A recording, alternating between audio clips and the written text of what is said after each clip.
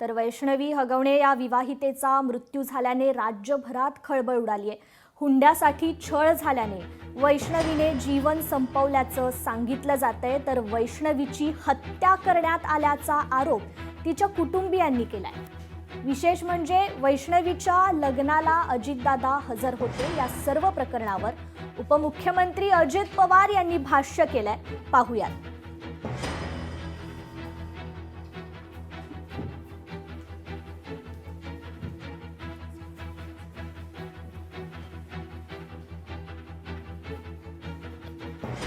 तर वैष्णवी हगवणे प्रकरणाची ही अपडेट आपण पाहतोय।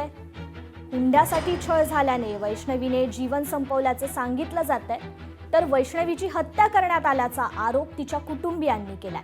विशेष म्हणजे वैष्णवीच्या लग्नाला अजितदादा हजर होते। या सर्व प्रकरणावर उपमुख्यमंत्री अजित पवार यांनी ही भाष्य केलंय। तुम्ही अनेक जण मला बोलवता लग्नाला, अनेक बोलवता की नाही? मी शक्य असेल तेवढं यायचा प्रयत्न करतो। मी तर त्या भागात असेल उशिरा लग्नाच्या वेळेस। आता एखाद्या लग्नाला मी गेलो, समजा दयाच्या घरातल्या लग्नाला गेलो आणि त्यांनी नंतर तिथल्या सुनेला त्याच्या काही वेडवाकडे केलं, तर अजित पवारचा काय संबंध आहे?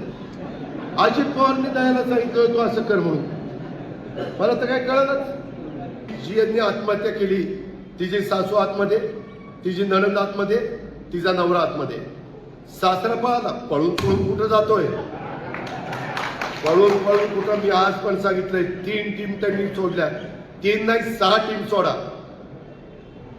मुसक्या बांधूनच त्याला आणा म्हणलं। माझा काय संबंध आहे? लोकशाही मराठी ऐका, पहा, जागरूक रहा।